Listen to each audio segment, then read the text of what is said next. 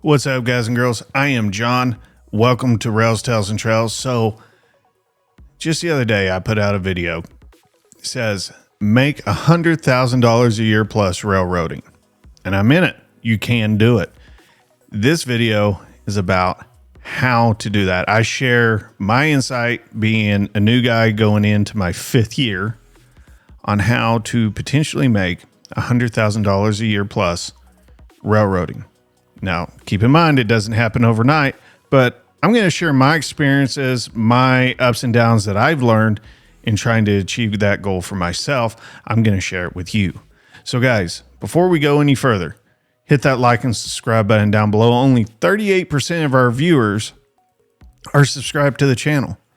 So hit that thumbs up, hit that notification bell, hit the subscribe button. Guys, it helps grow our channel. I really appreciate it. And on top of that, check out our link tree down below. It's got all kinds of cool links down there to our Amazon page, our Patreon, our Between the Rails podcast, which is going to be firing on all cylinders here really soon.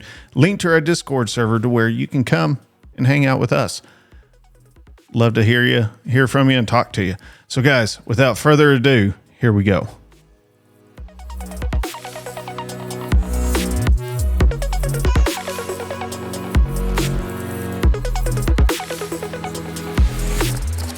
All right, guys. So this is what so many people ask me all the time. How do you make $100,000 a year railroading?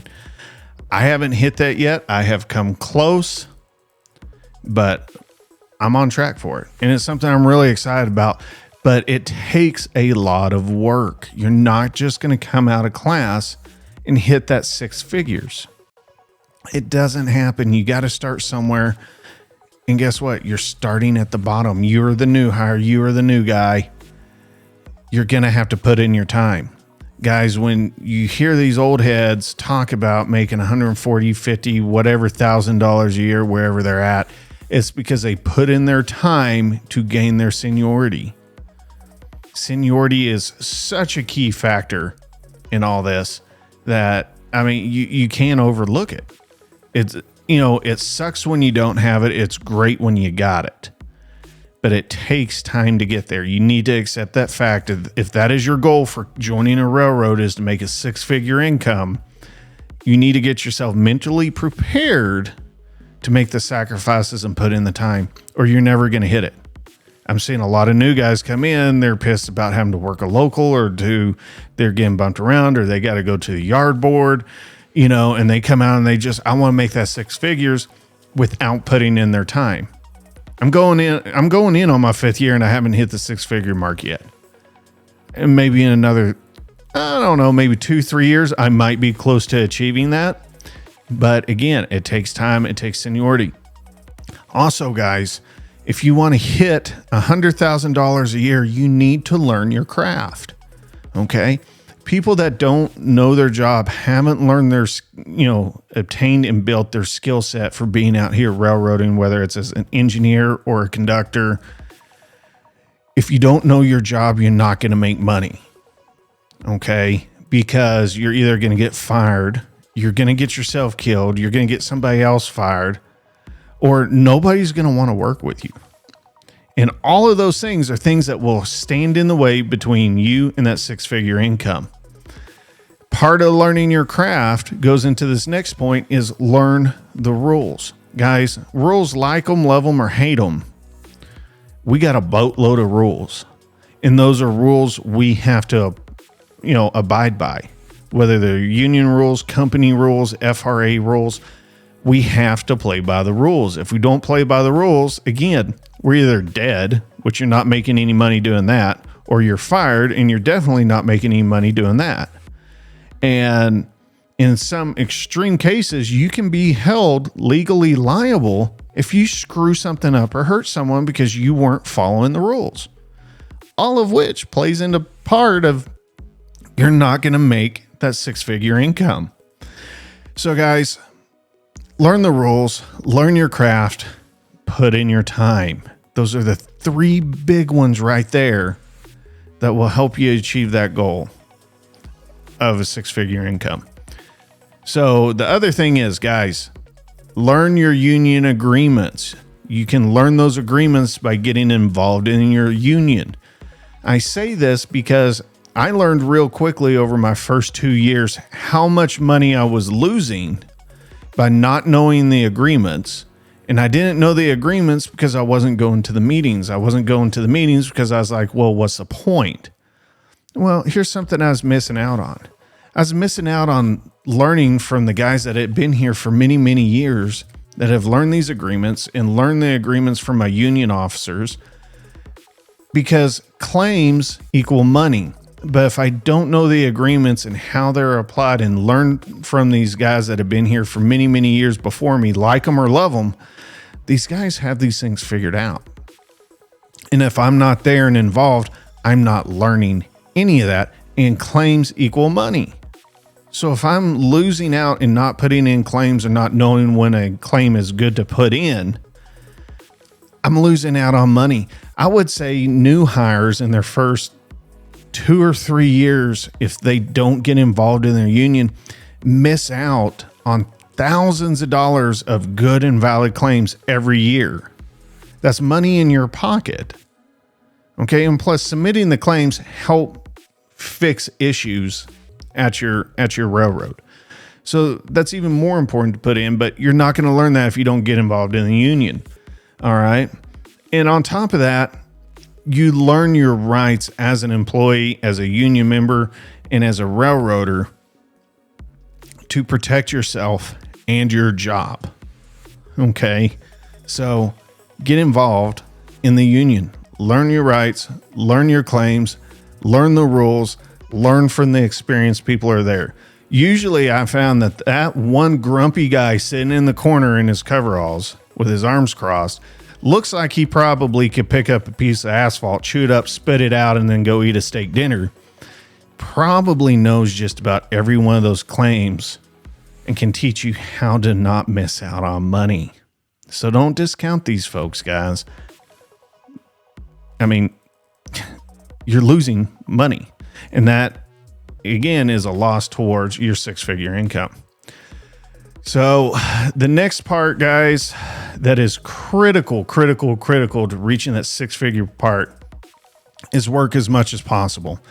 Guys, the railroad is you get paid for what you work, whether it's hourly or, wow, I can't talk today, hourly or trip rate based.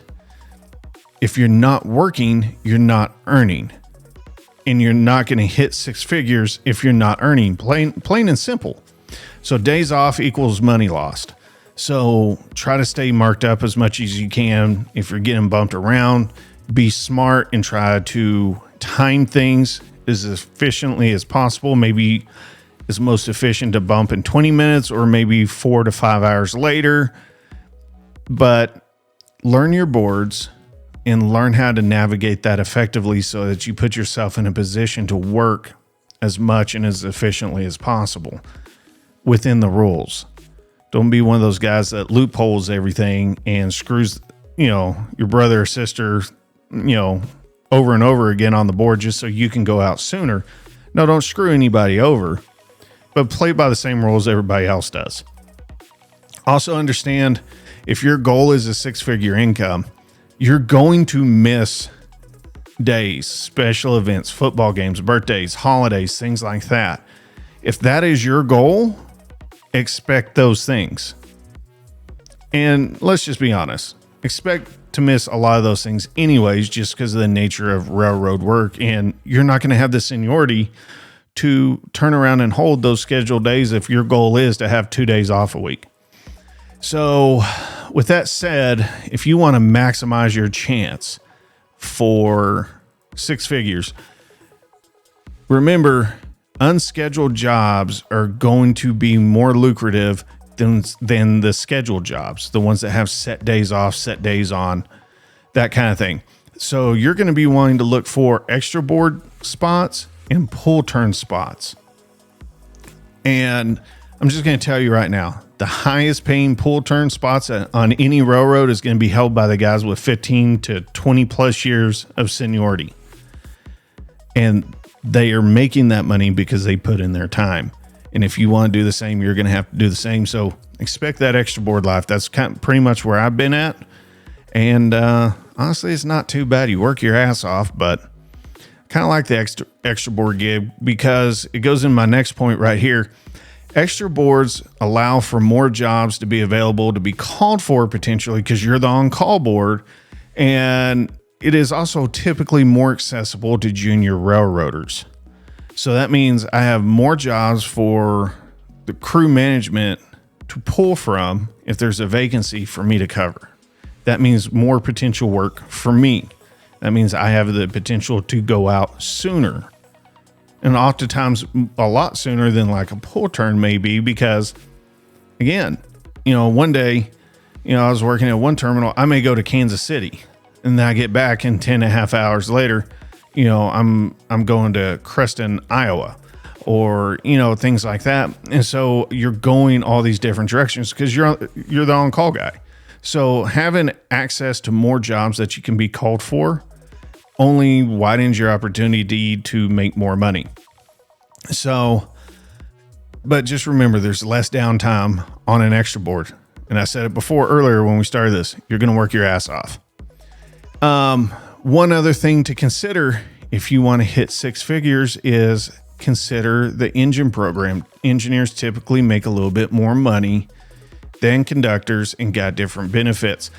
I don't know what those exact numbers are because I'm not an engineer. I'm not familiar with a lot of those engine agreements, but that's typically where you end up if you want to hit that six-figure income. But then again, those same rules apply because now you have a new seniority date as an engineer and you got to start over and you have to put in your time.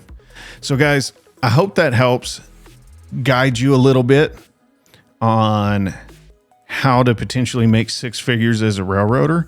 I hope those insights with the extra board and putting in your time in the unions helps fill in some of those gaps with questions you guys have been answering.